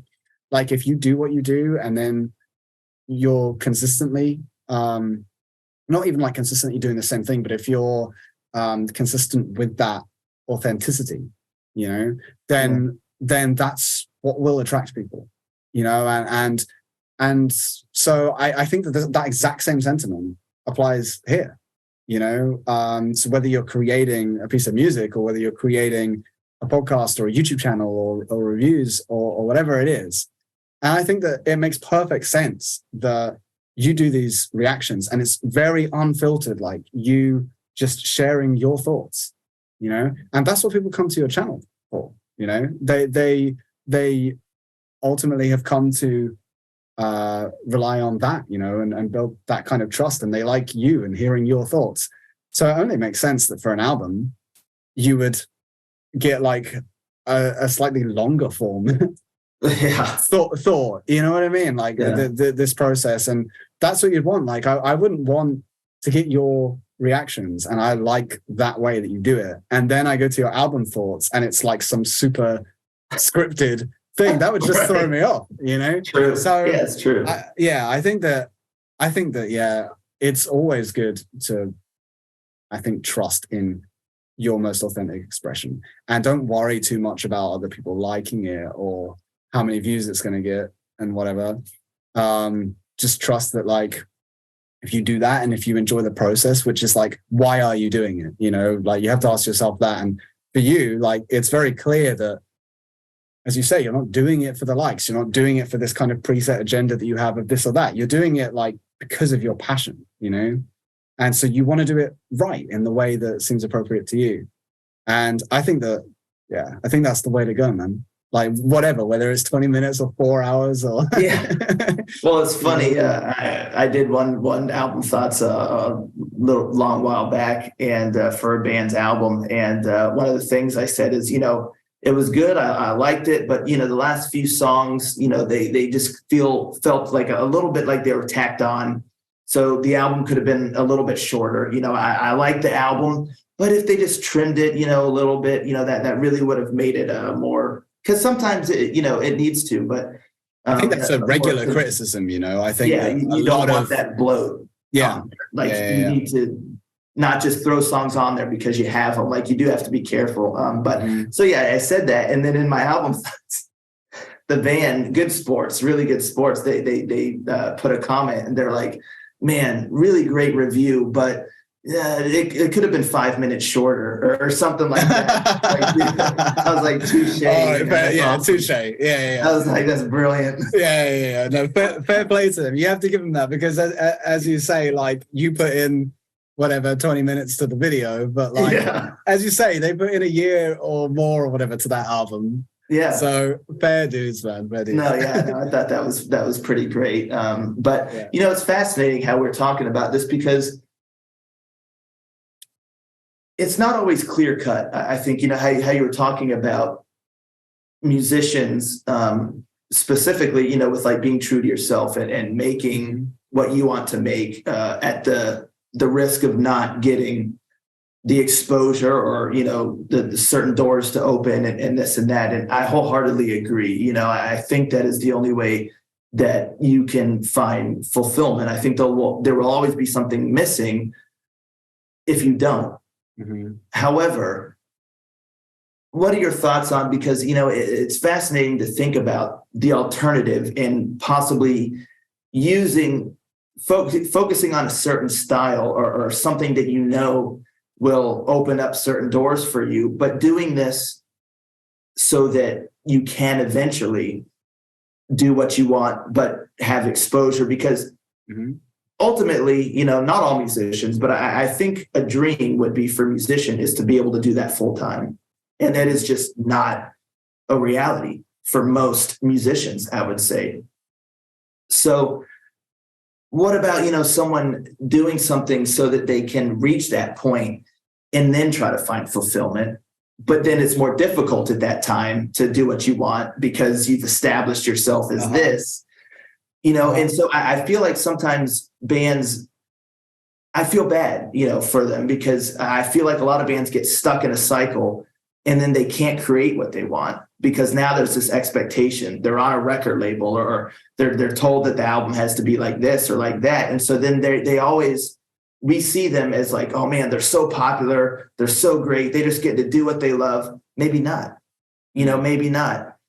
And this kind of translates to something I've wrestled with myself, because if I were to focus for a while on doing these just big things and being unauthentic and just this and that and doing everything that I could do as a reaction channel to get views, to get subscribers, whatever, even though it's like game it. Yeah, game it. Like even though it's at the expense of my genuine, my nature, integrity. Yeah, exactly. But on the other hand, if I were to do that, then the bands, because I don't want subscribers and views for myself, but like if I were to do that and get thousands of subscribers by being inauthentic or whatnot, then the smaller bands and all these underground bands, that I like to focus on and cover, then they would actually get more exposure from my channel. Yeah, exactly. So it's something you got to weigh up. Yeah, for sure. It's not necessarily a simple black and white. For sure, there's a lot more depth to this conversation. And I think that in general, there's always going to be sacrifices you have to make somewhere. You can't just like have everything the way that you want it, because right. Otherwise there's kind of an element of entitlement. If you're just like, I just want to do whatever I want to do, and then I kind of expect everything to happen for me, it's probably not the best approach, either. So, but it depends. Again, it's if you're, I suppose the entitlement would only come in if like you want to do everything the way you want to do, and you're also expecting, like for instance in this case, to have millions of views or whatever. So if you have humble expectations and you're happy with that, then it's all cool. It's kind of aligned in that way. But there's always going to be these things to weigh up, and yeah, man, plenty of musicians. You have to be careful. Like if, as you say, if you kind of put yourself in a box, then you might actually trap yourself in there. One that I think is probably quite prolific is like loads of musicians do covers, right? And then if they become like a cover song YouTuber, then I don't know, maybe that works really well for them. But the thing is, obviously, people are always going to see them as a cover song person. So when they come to releasing an album, I guess it's cool. They have an audience to release that album to, and maybe they do have enough people that are really into that. But they're probably still always going to be the cover song person. Right. So that's kind of a tricky one. Like I knew that I wouldn't personally want to do that, but again, that's no shade on anybody that does. It's all for you to weigh up individually. And I think that like you were one of those other podcasts you were on was the Heavy Business one, right? Yeah. Was formerly C Squared, which is really cool. I love that podcast. Yeah, I had a great time on there. Yeah, because they're another one I think are really good at actually being more succinct and very professional, and they speak to a lot of music industry people, especially in like rock and metal and everything. So really cool. And so I've heard, especially on there, like people from press, like publications and things like that, kind of discuss the same thing, like someone like Metal Injection or whatever. And that does seem to be the general kind of approach. It's like, man, you have to cover what Corey Taylor said about this and that, because like everyone's going to come and click on it. And absolutely.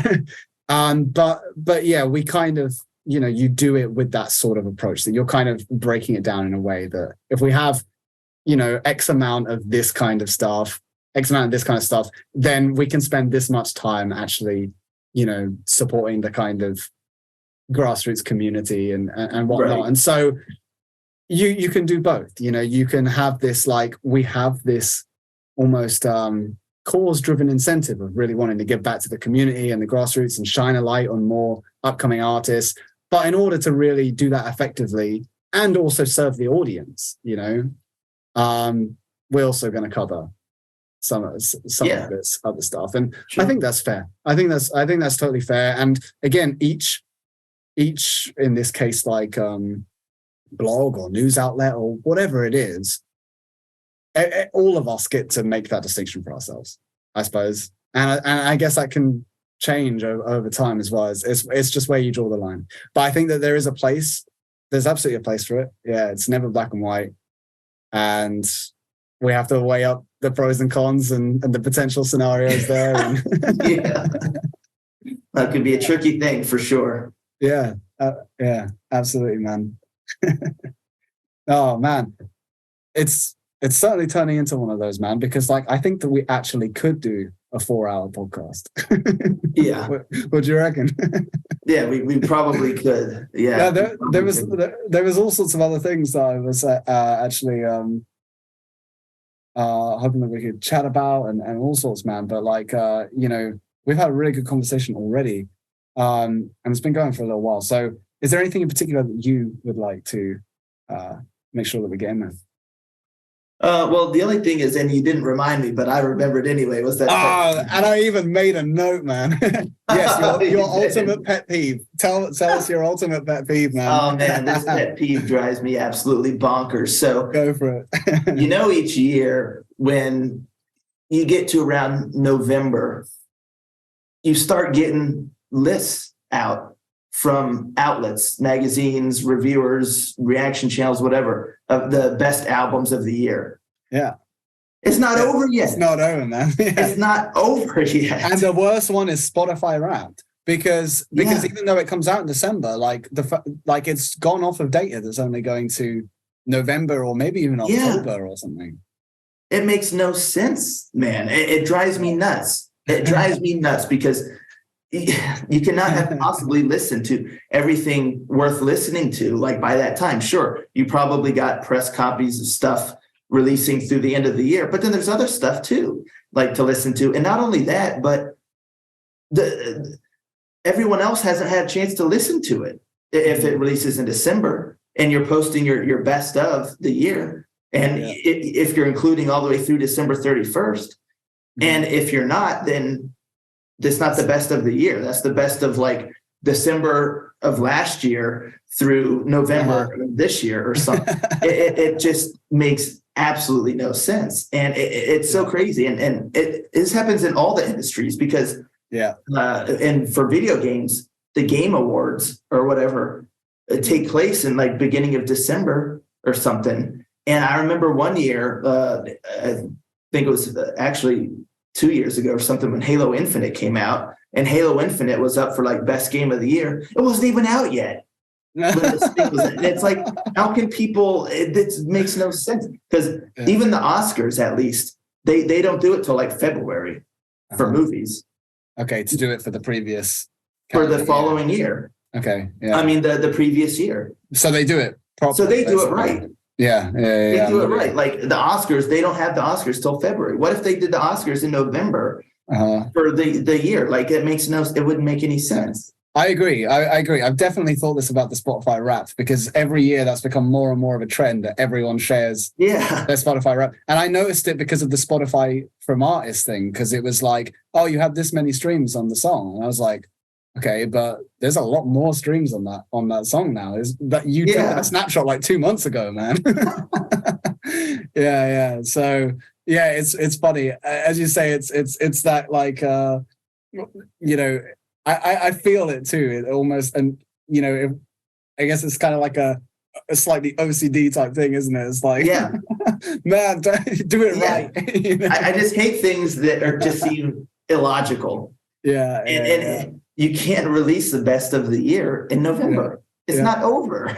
And I remember this past year, I think it was, that on December 31st, Lord of the Lost, a really big band, they dropped their latest album just out of nowhere without doing singles or without doing anything, because they had the vision that they just wanted to release the album kind of like an old-fashioned way where, boom, here's the album. And number one. And that's that. And this came out like December 31st. So I think a lot of press agencies and all that stuff, they didn't even know. Well, they call that dead time. Yeah, man. Like it's a difficult time to release stuff. Yeah. But it's like there's the possibility of stuff coming out after you made your list for best of the year. And then second of all, I just think it's somewhat unfair to everybody who can't listen to the stuff yet. Like if there's stuff releasing in December and you're making your best of list for the year and you're including stuff in December or not including them or whatever, but like the year's not over. Like it's as simple as that. Like just wait till January. Like what's the problem? I just don't understand it. It just makes zero sense to me. So maybe someone can sit me down and just rationally explain this to me, and I'll be like, okay. I feel that a rational explanation has to come somewhere from the angle of like psychology. You know, I think it has to be something about the fact that when we're getting towards the end of the year, everyone's mind is in wrapping up the year. And as soon as we get into January and everyone's mind is in New Year, if you start saying best albums of last year, everyone's like, who cares, man? It's 2023 now. You know, I feel, even though I'm with you, I agree with like, you know, do it accurately. That's how my nature is. I feel like if you were to, like, I don't know, pull up the marketing data or something, whoever's making these decisions, you know, in the bigger picture, I feel like there has to be some evidence to suggest that there is not going to be the interest as much, you know, once the year's turned, in looking at, you know, the year in retrospect. Yeah, I feel like, no, you're not wrong. Yeah, you're not wrong. I totally agree with you. You know, I thought that too. I'm just like, everyone just wants to get their list out here to get the views and get this focus, like, you know, early on, and then everyone moves on, like you said. Yeah. But still, it kills me. That's not a good enough reason for me. Because then if everyone did it in January, then the expectation would be. Yeah, I agree. Let's do it in January. Maybe we can put that as our course, like, campaign. The year-end list should be in January. Yes. No yearly award shows or yearly lists or anything can come until the January of the following year. Yes. Yeah. I'm all for it, man. I'm with you. And as somebody who, like, you know, you took on that phenomenal feat with going back and listening to almost the entire year again in retrospect, like, you're someone that takes this seriously, man. So that's cool. I must admit, I think last year or the year before, like, I always like to make a year-end type best albums, you know. Oh, nice. Yeah. Even in my own head, you know, but I did, like, post one, you know, for a few years. And I think last year I just didn't, because it ends up being so much effort. Dude, you're not kidding. Which you obviously know about even more than I do, man. But I just start taking it too seriously. And then I'm, like, really listening to the albums again and again. Yes. Really trying to And then the ultimate problem is the fact that I'm just like, but man, what about all of the albums that I haven't listened to that like are probably even better? You know, I almost feel like if I say that these are my favorite albums, and then, like, you know, well, what keeps happening is, like, I'll go and find an album years later from that year. Right. You're like, man, if I heard this back then, this would have been, like, number one or something. Yeah, you're not wrong. You're not wrong. I mean, that's why in my best of monthly videos, I always list in the description every album I listened to that month. Nice. So that everyone can see what I listened to. And that way, if I do miss something or whatever, then I can go back and be like, hey, I'm sorry, you didn't get slighted because I didn't hear it. Yeah. You know, I list everything that I listened to in the description. So that way I know. I don't yearly, because that would take up too many characters in the description box, but everyone can just go back each month and see every album I listened to. And there's a lot, but that way. Go on. No, sorry. I was just gonna say, that way I show clearly what I listened to. Yeah. And if someone sees something or realizes, like, oh man, you didn't listen to this, I can be like, oh, let me check it out. Mm-hmm. And then, you know, I add it to my spreadsheet. So yeah. Yeah, it must be quite a spreadsheet, man. Like, as I fix my glasses, my spreadsheet, proper nerd. Nice, man. Like, so are you constantly listening to music? You must be. Yeah. Oh yeah. Pretty much nonstop. Pretty much nonstop, yeah. And I just love music because even if I finish listening to everything that released, you know, from, like, the prior week or whatever, I'm caught up on everything, which happens from time to time. Then I listen to other stuff, you know, in my personal time. So I'm always listening to music no matter what. Mm-hmm. But yeah, it's nonstop. And, you know, this brings up a fascinating thing that if you have a few minutes. Go for it, yeah. It's just something that, I think a lot of folks don't realize is that the sheer volume of music that I listen to, obviously it's going to skew my, I guess, not taste, but skew what I think are standout albums. Sure, because someone who listens to 5 a month or something, some of the big albums or this and that, all they're going to know is kind of that. They're getting things in small doses. Mm-hmm. But like how I listen to albums nonstop, you tend to hear a lot of things repeated, and so sure, they might be good, good done well, but how can I choose between 5 bands that are just a very kind of cookie cutter, similar sounding thing? Yes, they're good albums, but mm-hmm. how can I choose between those? Like, which is better? Like, so my lists are always going to be different. My picks, my preferences are going to be different from someone who just listens to a handful of albums. Yeah.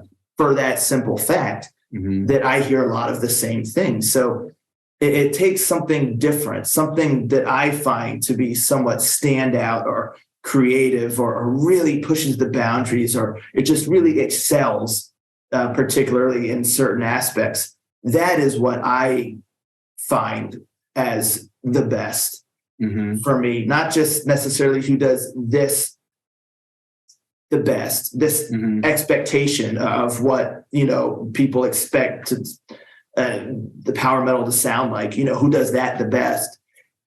No, it boils down to like who just really kind of has that something special in there that, mm-hmm. that stands out from the 50 albums I listened to that month.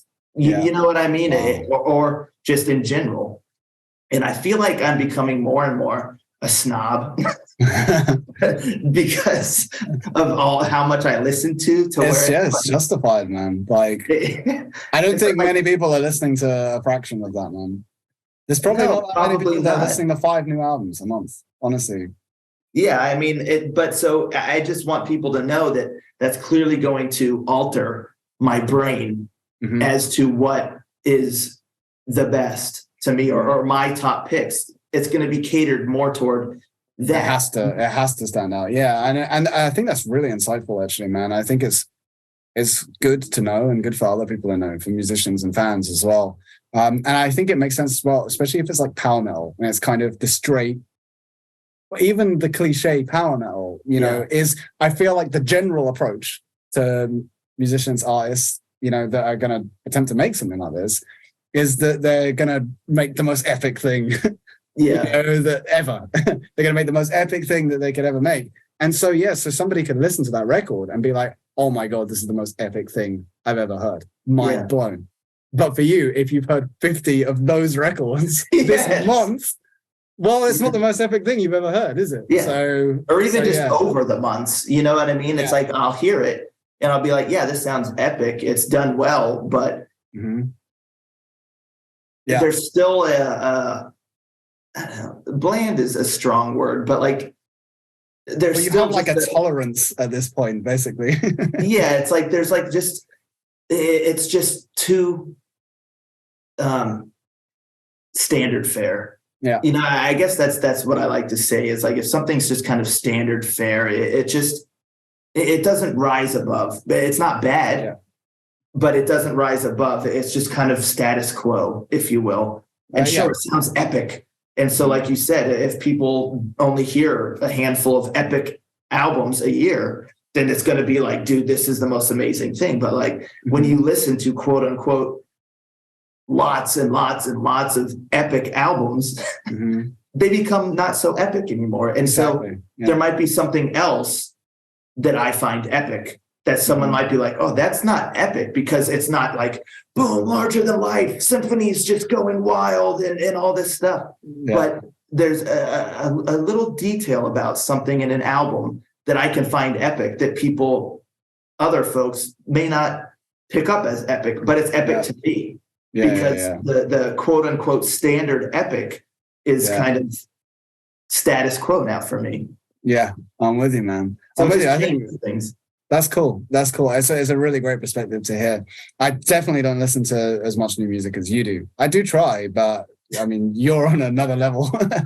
And yeah, but I definitely know that in terms of my personal taste, I can completely agree with you. Like, I can admire anything that's done well. Yeah. You know, and I do, and I admire that, and I pay respect to those people and all of that. But for my personal taste, is certainly I like something creative and surprising. Yeah. Like, if anything, my personal taste would be like even bordering on weird. Like, I'm up for experimental. That. Exactly. Give me something weird, give me something that's gonna surprise me and be more creative. Like, yeah. I like that approach. So yeah. That's cool, man. Yeah, it's like, I just feel like people don't realize that my opinions, that my perspective is clearly going to be different from theirs. Yeah. Not always, because like a fellow like yourself, there are some that even without listening to the sheer volume I do, you search for that something special. You search beyond, the surface, of albums and music, and you look for that. And so by nature, folks like yourself will probably have taste a little bit more in line with my own, even without listening to the sheer volume. But I think because you look for that something different. It goes with the territory, I think, of being an artist as well, because I do try and take as much input as I can. But then when I'm also thinking about output, it's like, how do I want to approach something creatively? Not to say that, I necessarily always manage that, but I definitely, making music is like that process of you're kind of making what you want to hear, right? Right. And I, in a way, like, I can have a little bit of a tendency to, as I say, kind of go a bit too weird even, because I just can't bring myself to do the predictable thing, I'm like, okay, well, here's what I could do, I can basically copy and paste the section, put it there now, and I could just add a bit of this, and it's done. That's songwriting. But now I've got to just boom, take it in a whole other direction. That's what I want to hear, So then when I'm listening to music, it's the same kind of thing. Like, that's the beauty. I want to mention too, with the Arcane Muse and Urania Fantasia. Because that was one of those songs, because every now and then, there'll be a song that really kind of takes me by surprise. It gets me jazzed. It gets me stoked because it does something different.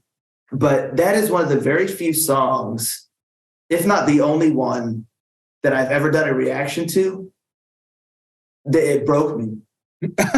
Man. It straight up broke me. That's too flattering, man, to me. Because for me, that's a better reaction than saying it's great.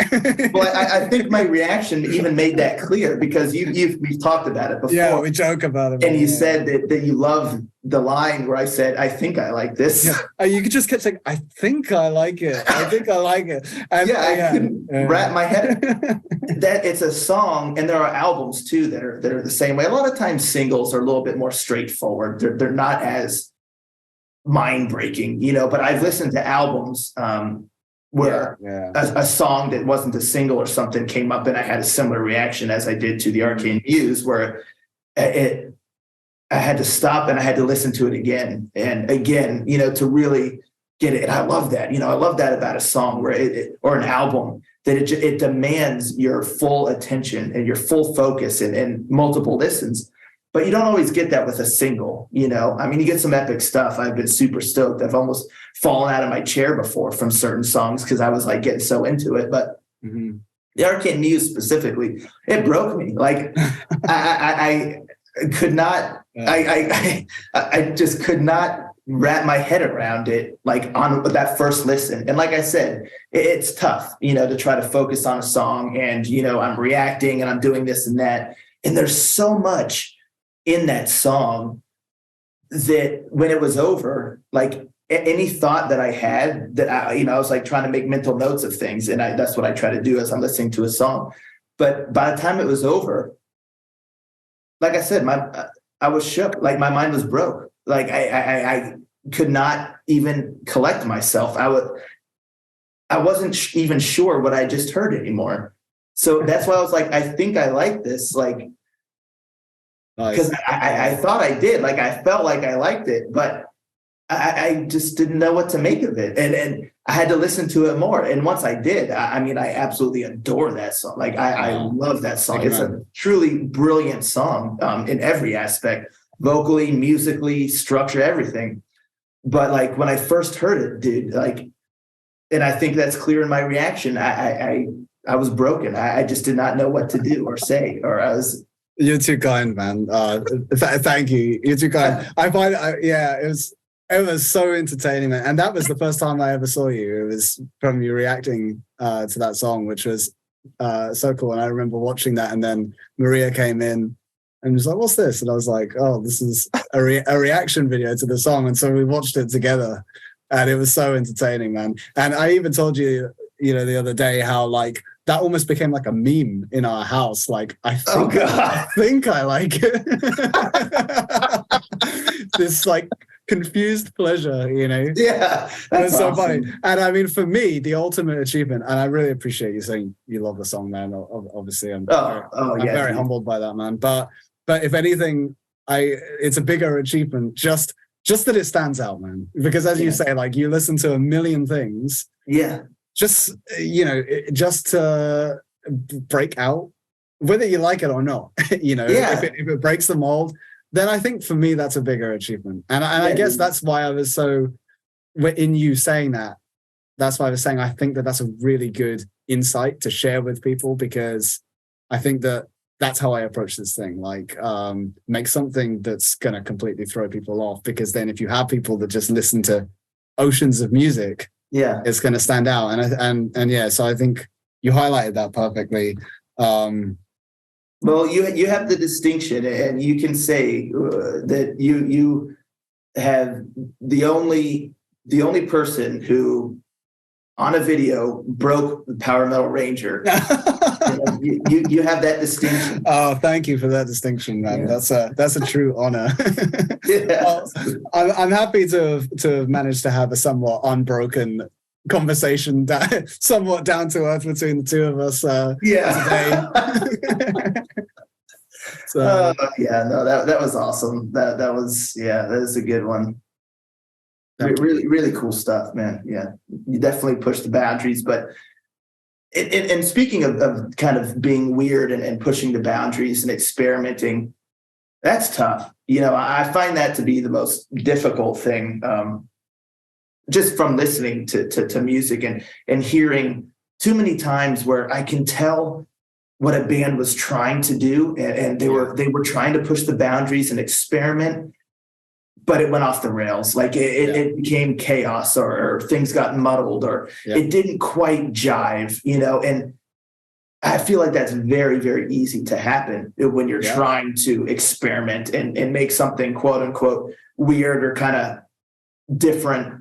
It can easily just become bad, it's simply like unconnected and like I said, muddled and chaotic and just too bizarre to where you can't even follow it. It just doesn't even really make sense anymore. Like, you still have to make sense of things. And that's the beauty of the Arcane Muse. And then, some other songs I've heard or albums I've heard that have really stood out, where they balance that so well, where there is chaos, there's experimentation, there's unique approaches to, the structure, or to, different tropes or different fusions of styles, but it's done with such attention to detail that it works. Like, it still flows. You, as the listener, you can still follow it. You don't get lost. And that's one big thing I always push. Like, when I hear songs sometimes, where I'm like, the song has to take the listener through every motion, every movement, because if they fall off, then you've lost them. Then there's nothing for them to be attached or invested to anymore. So when you experiment, it's more difficult. But there's plenty of songs like the Arcane Muse to where it's so different, but it still carries the listener through every note, every movement, and takes them on that journey. And they don't get lost. Sure, they might get broken at the end like I did, but that just makes them want to go back and listen to it again, you know? So that's really cool. Tough. That's nicely said. It is tough, yeah, because like when I said that I like stuff that's weird and I want to hear stuff that's surprising, you're absolutely right. It's not as simple as like just do whatever you want, as weird as you want. Otherwise, I could just like mash keys on the keyboard and be like, "Oh, this is the best song ever." Yeah, obviously, it's not. You know, it has to be organized chaos. But I think what you said there as well is that like it's actually about storytelling. Yeah, you know, the whole time, like any song, and so most people can wrap their head around a more straightforward journey. You know, and that's cool, and that's going to be your best bet most of the time. But you can take it on a pretty crazy journey, you know, and if it's just crazy, then it's not a journey. It's like you're literally just throwing nonsense at someone. You know? Whereas if it's like crazy and it's overwhelming, but it's still a journey, there's still a story being told there, then that's what gives that component, as you said, that makes people be like, I want to go again, you know? Yeah. And you can tempo shift or key change 5 times in a song if you want, but as long as it feels natural, then it's cool. Otherwise it's nuts. Like there's one song in particular I won't mention, but you know, there's been other songs where like, it's because it made me think of it, how you said you're just throwing things at the listener, not taking them on a journey. There's one song in particular. It was fun because my viewers got a kick out of it, but I felt that way, and I think in my reaction I kept kind of just like like what the heck is going on, and I even equated it to afterwards. I said there was just so much going on, and just so much being blasted at me. I literally felt like the band dragged me into an alley and beat the tar out of me. Like that's how I felt like by this song. Like I was given a proper pummeling. Like because it was just too much. Auditory assault. Yes, I was like, they literally just took me in an alley and beat the sin out of me. So props for that, I guess. I mean, whatever you're into, right? I mean, if that's what you like. Hey, what? Not me, but yeah, if you like to just get beaten, you know, to death, you know, then auditorily, then go for it. You love it. Yeah, well, I mean, you know, old school death metal, that's kind of where the energy is coming from a lot of the time, isn't it? Yeah, but there's a rhythm if you're into that. True. Okay, I you need to send me this song or this reaction video then. I will. I need to hear. I'll have to see what you think of it. And it's so short too. It's abrupt. So like Napalm Death, like early records as well, they were doing that like super short, just like noise, done. Yeah, that's true. I guess this has a similar vibe of that you just feel like you're getting pummeled, but like without it just being, you know, death metal purposefully in your face, like blasting you, you know. So I feel like that was the intent.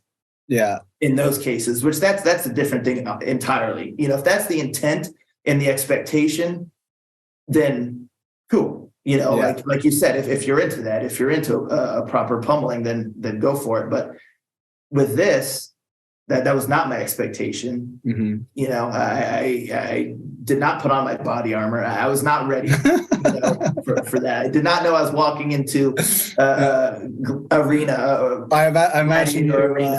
I imagine you like coming in the morning with like your woodland backdrop, like birds chirping, play. And it's funny because that band, I had done a reaction to one of their songs before that, and and this band, granted, they are different, you know, but that song, it made sense, the first one, and again, because I went back afterwards and listened to that, I was like, this is kind of a bizarre song. They do have a very unusual way of writing their songs and stuff, but like here it made sense. But this one, it just, and I listened to it again. I was like, maybe it's one of those that I just need to listen to it some more. No. I think I put in a comment too.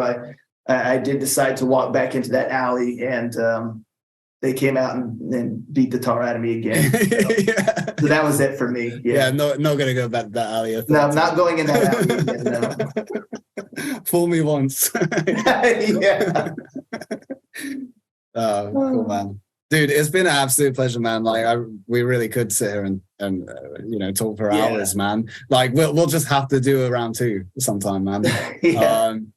Because there's so much more that we could talk about. But man, I've absolutely loved having this conversation with you. It's been so awesome. Is there any last things that you want to make sure get squeezed in there? No, I think it's pretty covered, and yeah, I mean, the pleasure's all mine. I would definitely be down for a round 2, and yeah, again, thank you so very much. It's been a long time coming, so I'm really excited that we got the chance to do this, and yeah, I just really, really appreciate you having me on here. Not only that, but I really appreciate your support for my channel as well. That just means the world to me. So yeah, thank you, truly, for all of that. Thank you for listening to this episode of Creating a Universe. A special thank you to Power Metal Ranger for joining me. I really had a blast.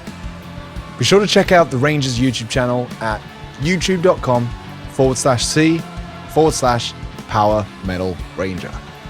Links will be in the show notes. That's all for this one. I'll see you next time.